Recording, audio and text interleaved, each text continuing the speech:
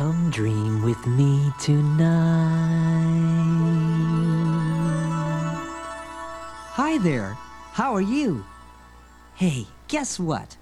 I'm thinking of a story that I'd like to tell you.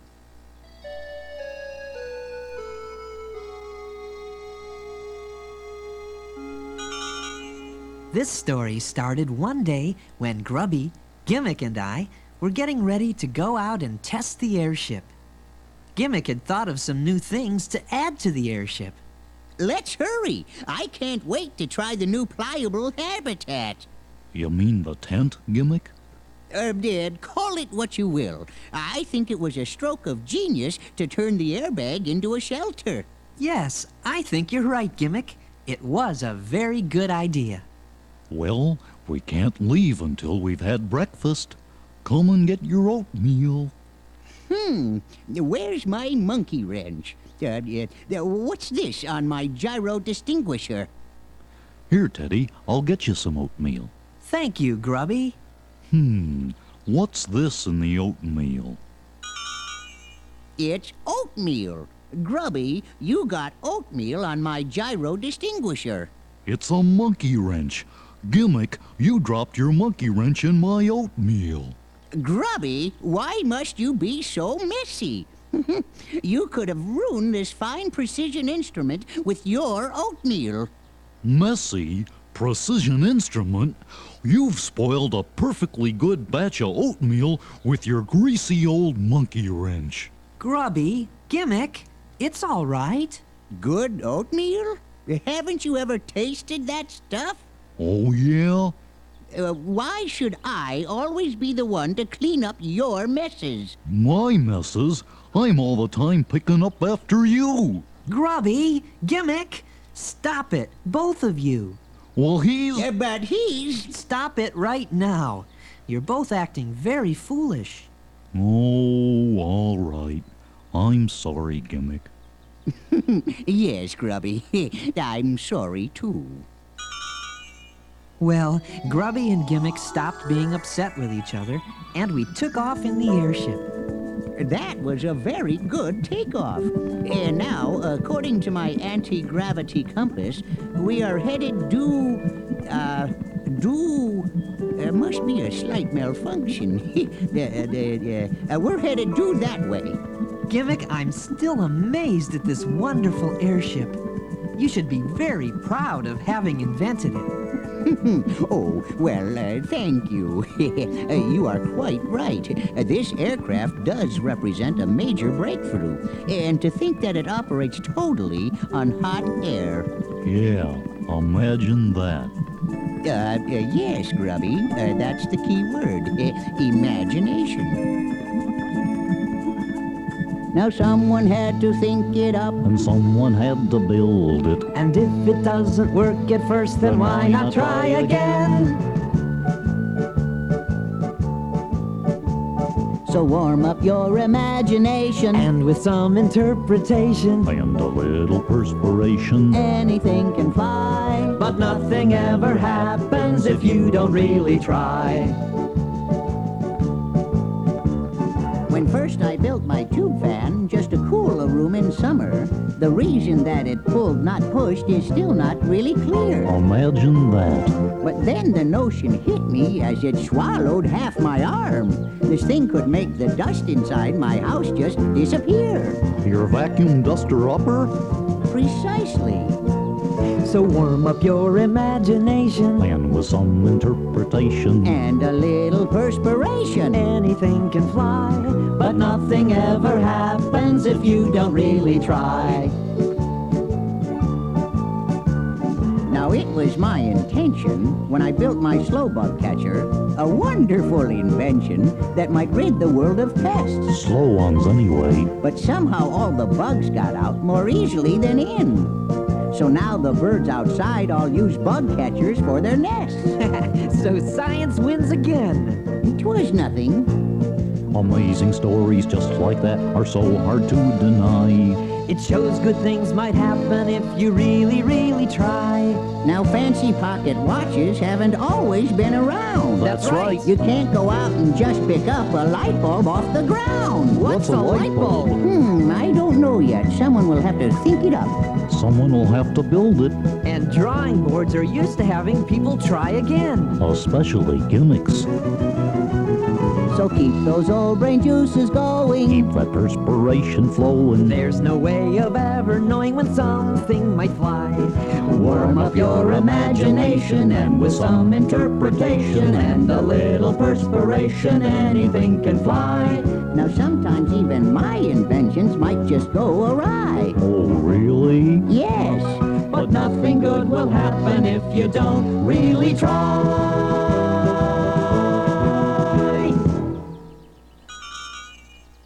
We flew the airship to the edge of the great desert so Gimmick could try out his new invention, the pliable habitat. You mean the tent? you go right ahead and call it a tent if you like, Grubby. The fact remains that it allows us to very easily turn the airship into a house. And now first, we must lower the yardarm to its lowest position. Okay, Gimmick. How's that? Whoa, that's fine. And now, let's lower the airbag. Lower away. I got this end. A little lower. Okay, that's good. Tie it off. All right, now, let's raise the hot air tube up through the top of the airbag. Okay. Heave ho. There. Well, there it is. Well, how about that? It does look like a house. Gimmick's idea did work very well. We were able to turn the airship into a house. There's a lot of room in here, too. Now, I propose we stay here overnight to test the pliable habitat. We're very close to the great desert. Maybe, if we're lucky, there'll be a torrential rain or a violent sandstorm. Oh, swell. If we're gonna be here all night, I think we ought to go out and rustle up something to eat. Somehow I had a feeling you were going to say that, Grubby. So we walked away from the airship looking for food. Soon Grubby discovered some root plants. Then we found some wild berries. Before long, it was starting to get dark. Uh-oh. Hey, Teddy. Doesn't that cave remind you of the one where the Mudblups captured us? Yes, I guess it does a little. Oh, don't worry, my boy. Why not? I've done a rather thorough evaluation of the Mudblup creatures, and for them to be found this far north is virtually impossible. Suddenly, we were surrounded by mudblups. The mudblups were very angry, just like the ones we had been captured by before. Oh, pardon me, Mr. Mudblup. Is there something that we've done to irritate you? Keep moving. Keep moving. Hey, would you guys like any of these roots? Just be quiet and keep moving. That's funny. Those other Mudblups loved my roots, too. There is a possibility that these are a slightly different species of mudblup. That would account for my miscalculation about them being this far north. Oh, I was wondering how you were gonna account for that. You three stop talking. Get into this cell. The mudblups took us through their tunnels to a cell. They closed the door and locked it. We'll deal with you later. Well, I'm glad they're gone. Why do you suppose every Mudblup we run into wants to lock us up? I don't know, Grubby. I can't understand it. Yes, it is a very bad habit. We waited there for many hours. Then we heard a loud rumble. What was that? It sounds like thunder. Hey, Gimmick, Maybe you're gonna get that rainstorm you wanted. Grubby was right. Before long, we could hear the sound of rain on the ground overhead. Then rainwater started seeping into the cell. No, fellas, my feet are getting muddy. Hey, that gives me an idea. We all took mud and smeared it on ourselves. Teddy, why are we doing this? You probably know why we did it, don't you? It's so we'll look like Mudblups, Grubby. Then we can escape. Oh, I get it. That's smart, Teddy. Thank you, Grubby. Oh, Mr. Guard. Oh, Mr. Guard, yoo-hoo. What's going on here? Hey, what are you doing in there? Where are those other three? Blub, blub, blub, blub. We got locked in here by mistake. Let us out so we can find them. Blub, blub, blub, blub. Please? All right, get out of there. You're gonna be in trouble if we can't find them. We made our way through the tunnels, pretending to look for the escaped prisoners. Where did they go? Let's find them. Where did we go? Where did we go? Not we, Gimmick.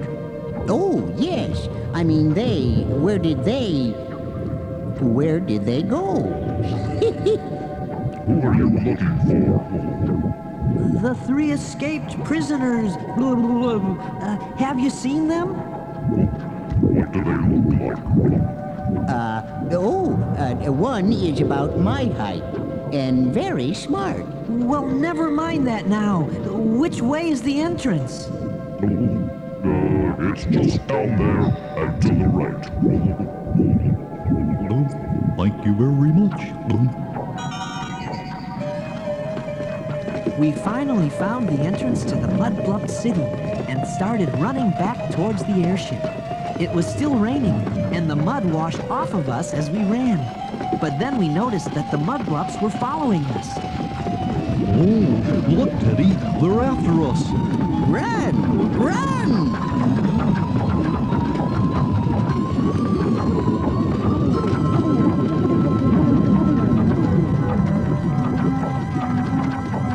We didn't think that we were going to get away. But then the morning sun broke through the clouds, and the Mudblups ran for the darkness of their tunnels. Teddy, now I remember how sensitive the Mudblups' eyes are to bright light. Indeed.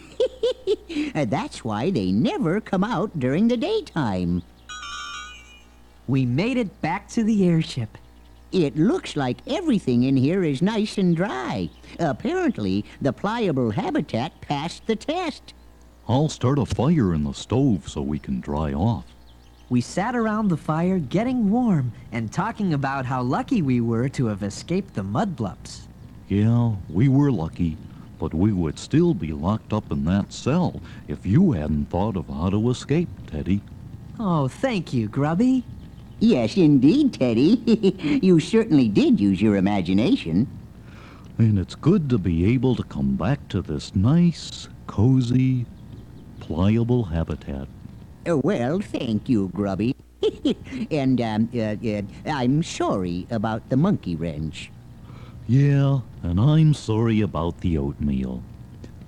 You know, after seeing how sloppy those Mudblups are, Gimmick, I think you're the best housekeeper in the world.